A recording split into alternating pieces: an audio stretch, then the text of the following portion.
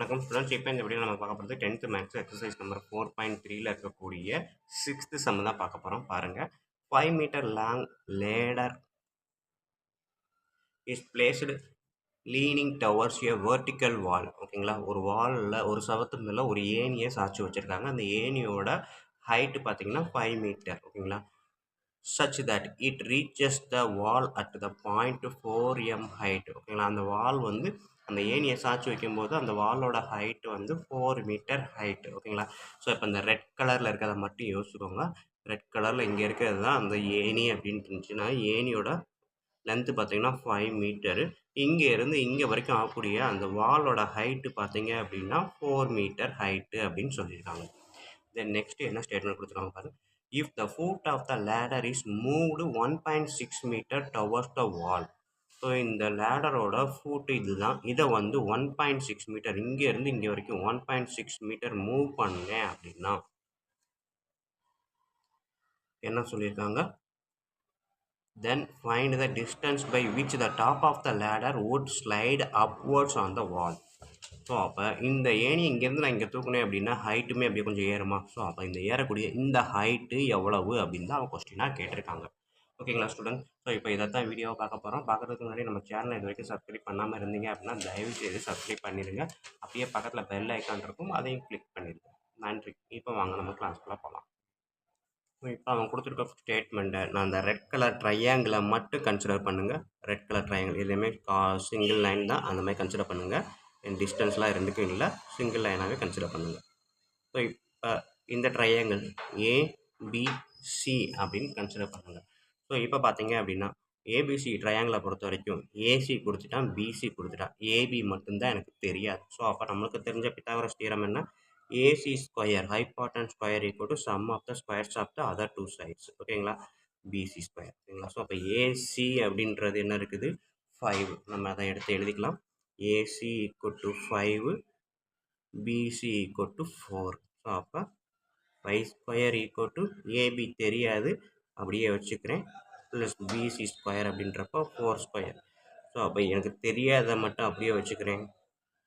5 square இருந்தால் 4 ஸ்கொயரை இந்த சைடு கொண்டு போகும்போது -4 ஸ்கொயர். கரெக்டாக, கரெக்டுங்களா. ஏபியை மட்டும் வச்சுருக்கிறேன், இந்த 5 ஸ்கொயர் பக்கத்தில் இந்த 4 கொண்டு போயிட்டு. ஸோ 5 ஸ்கொயர்ன்றது 25, 4 ஸ்கொயர்ன்றது 16, 25 - 16 9. ஏபி ஸ்கொயர் வந்து 9 அப்படின்னா ஏபி வந்து 9 ஸ்கொயர் ரூட் எடுத்தால் என்ன வரும், 3. ஸோ அப்போ என்னது, இங்கே இருந்து இங்கே வரைக்கும் இருக்கக்கூடிய மொத்த டிஸ்டன்ஸு 3 மீட்டர். ஓகேங்களா, ஸோ இதை கண்டுபிடிச்சாச்சு. ஆனால் இங்கே பார்த்தீங்க அப்படின்னா இங்கே ஒரு பாயிண்ட், இந்த ஏணியை கொஞ்சம் தள்ளி வச்சோம் அப்படின்னா இந்த பாயிண்ட்டுக்கு பேர் டின்னு வச்சுக்கோங்க, இந்த பாயிண்ட்டுக்கு பேர் இன்னு வச்சுக்கோங்க. இது டி, இது இ. ஸோ ஏடி வந்து 1.6னா டிபி எவ்வளோ இருக்கும், ஸோ அதை கண்டுபிடிங்க. ஓகேங்களா, ஏபி ஈக்குவல் டு 3. இந்த ஏபி எப்படி எழுதலாம் அப்படின்னா ஏடி ப்ளஸ் டிபின்னு எழுதலாம். ஓகேங்களா, ஸோ அப்போ இதை மட்டும் எடுங்க. ஸோ அப்போ எனக்கு தேவை இந்த டிபி மட்டும்ன்றப்ப டிபியை மட்டும் வைங்க. டிபி ஈக்குவல் டு இது மட்டும்தான் எடுக்கிறேன். ஸோ 3, இந்த ஏடி இந்த சைடு வரும்போது மைனஸ் ஏடின்னு வரும். ஏடி வந்து 1.6. அப்போ 3 - 1.6 1.4. So DB equal to 1.4. ஓகேங்களா, அப்போ இந்த இடத்துல நான் எழுதலாமா, இது வந்து 1.4 மீட்டர். ஓகேங்களா, ஸோ இப்போ இந்த ட்ரையாங்கிளை கன்சிடர் பண்ணுங்கள். நெக்ஸ்ட் ஏணியை இடத்த மாற்றியாச்சு, ஹைட்டு ஏற்றியாச்சு. ஸோ டிபிஇயை எடுத்துக்கோங்க. ஏணியோட லென்த்து 5 மீட்டரு, எவ்வளோ நகர்த்தினாலும் ஏணியோட லென்த்து மாறாது. அப்போ இதுவுமே எவ்வளவு, 5 மீட்டர் தான். ஓகேங்களா, ஸோ இடி ஆர் டிஇ 5 மீட்டர், டிபி 1.4. இது மொத்தத்துக்கு எவ்வளோ நம்ம கண்டுபிடிக்கலாமா, இதை மறந்துடுங்க. ஸோ இபி எவ்வளோன்னு கண்டுபிடிக்க போகிறோம். ஸோ நம்மளுக்கு யூஸ் பண்ணக்கூடிய பித்தாகரஸ் தியரம் தான். ஸோ இது வந்து எந்த ட்ரையாங்கிள், ஏபிசி ட்ரையாங்கிள், இன் ட்ரையாங்கிள் ஏபிசி. ஓகேங்களா, இன் ட்ரையாங்கிள் ஏபிசியில் இது. இப்போ எடுக்கிற ட்ரையாங்கிள் டிபிஇ. 2 ட்ரையாங்கிள் இருக்கிறதுனால நான் அதை மென்ஷன் பண்ணணும். டிபிஇன்ற ட்ரையாங்கிள், டிபிஇன்ற ட்ரையாங்கிள் எடுத்துக்கிட்டேன் அப்படின்னா ஹைபாட்டன்ஸ் வந்து என்னது, ஸோ இதுதான் எனக்கு இருக்கக்கூடிய பித்தாகரஸ் தியரம். ஓகேங்களா, ஸோ டிஇன்றது ஹைபாட்டன்ஸ் ஸ்கொயரு, டிபின்றது ஒரு சைடு, பிஇன்றது ஒரு சைடு. ஓகேங்களா, ஸோ இப்போ ஹைபாட்டன்ஸ் வந்து 5 ஸ்கொயர் நமக்கு தெரியும். டிபி அப்படின்றது 1.4 ஸ்கொயரு. பிஇ தான் நமக்கு தெரியாது. ஓகேங்களா? So DE square equal to DB square plus BE square அப்படின்றது இந்த ட்ரையாங்கிள். இது வந்து டிஇ, இது டிபி, அடுத்தது பிஇ ஸ்கொயர். ஸோ இந்த டேட்டாவை நான் எடுத்து எழுதியிருக்கிறேன். இப்போ எனக்கு தேவை பிஇ ஸ்கொயர் மட்டும் அப்படின்றப்ப பிஇ ஸ்கொயரை மட்டும் வச்சுக்கிறேன். 5 ஸ்கொயர்ன்றப்ப 25, இந்த 1.54 ஸ்கொயர் அந்த சைடு வரும்போது 1.54 ஸ்கொயர் பார்த்தீங்கன்னா 1.96. ஓகேங்களா? ஸோ அப்போ 1.96 இங்கே நான் அப்படியே எழுதுறேன். இந்த 1.4 ஸ்கொயர் அந்த சைடு வரும்போது மைனஸில் வந்துடும். ஸோ இப்போ 25 மைனஸ் 1.96 போட்டு பாருங்கள் என்ன வருது, 23.04 வரும். ஸோ பிஇ ஸ்கொயர் அப்படின்றது இதுதான். ஆனால் நமக்கு தேவை பிஇ வேணும். ஸோ அப்போ ஸ்கொயர் ரூட் ஆஃப் 23.04, இந்த 23.04 ஸ்கொயர் ரூட் எடுத்தீங்க அப்படின்னா நம்ம ஏற்கனவே சொன்ன மெத்தட் படி ஸ்கொயர் ரூட் எடுத்தால் 4.8ன்னு கிடைக்கும். ஓகேங்களா?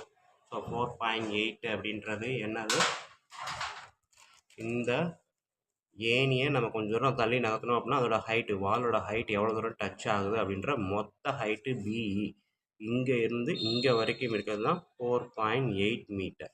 பட் அவன் என்ன கேட்டிருக்கான், இங்கேருந்து எவ்வளோ தூரம் ஹைக் ஆகுது, எவ்வளோ தூரம் ஹைட்டு வித்தியாசம் ஆகுது அப்படின்றது தான். ஓகேங்களா? எவ்வளோ தூரம் அப்வர்ட்ஸ் ஆகிருக்கு அப்படின்றத கேட்டிருக்கான். ஸோ அப்போ அதை நான் சைடில் எழுதுறேன். the upward distance equal to என்ன ஃபார்முலா எழுதலாம், இங்கே இருக்கக்கூடிய மொத்த டிஸ்டன்ஸ் எவ்வளவோ அதுலேருந்து இதை கழிச்சிட்டோம் அப்படின்னா இது கிடைக்குமா? ஸோ அப்போ நான் என்ன பண்ணுறேன், BE square minus BC square. ஓகேங்களா? பிஇ ஸ்கொயர்ன்றது இங்கே கண்டுபிடிச்சிருக்கா 4.8, பிசி அப்படின்றது பிசி ஸ்கொயர், ஸ்கொயர் வராது, அதான் நான் யோசிச்சுக்கிட்டே இருக்கேன். இது வந்து ஸ்கொயர் கிடையாது, பவரில் 1 போட்டுக்கோங்க. அப்படி இல்லை அப்படின்னா எம்டியாக கூட இருக்கும், இது கூட விட்டுருங்க. So the upward distance equal to BE minus BC. BEன்றது எவ்வளவு 4.8, BCன்றது 4, சப்ராக்ட் பண்ணிங்கன்னா 0.8 மீட்டர். ஓகேங்களா? ஏனியை பொசிஷன் நகர்த்துறதுனால அதோட ஹைட்டு ரீச் ஆகக்கூடிய டிஸ்டன்ஸ் பார்த்தீங்கன்னா 0.8 மீட்டர். ஓகே ஸ்டூடெண்ட்ஸ், இவ்வளோ தான் இந்த சம்மு. வீடியோ பாருங்கள், கண்டிப்பாக பிடிச்சிருக்கும், ஈஸியாக புரிஞ்சிருக்கும் நம்புகிறேன். அப்படி புரிஞ்சது அப்படின்னா கண்டிப்பாக லைக் பண்ணுங்கள், கமெண்ட் பண்ணுங்கள், உங்கள் நண்பர்களுக்கும் ஷேர் பண்ணுங்கள், அவங்களும் பயன்படுவாங்க, கூடவே நானும் பயன்படுவேன். நன்றி. அடுத்த சம் நம்ம அடுத்த வீடியோவில் பார்ப்போம்.